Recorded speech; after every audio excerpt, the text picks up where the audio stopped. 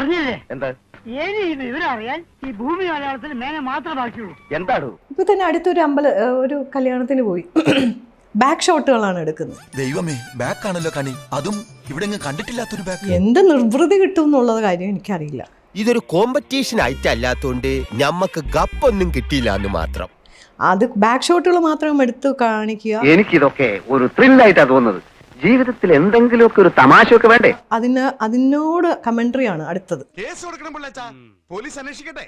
അതെന്താ ഈ നാട്ടിൽ ക്രമസമാധാനം ഇല്ലാതായോ? ഇവർക്കൊക്കെ വേറൊരു സൈറ്റിലേക്ക് പോയാൽ ഇതൊന്നും അല്ല കാണുന്നത്. വഴിയിലെങ്ങാനും കമ്പയിൽ തുണി ചുറ്റി വെച്ചാൽ മതി, മണപ്പിച്ച് നോക്കാൻ നടക്കും. പെണ്ണാണോ എവനെ ഒന്നും പറഞ്ഞിട്ട് കാര്യമില്ല.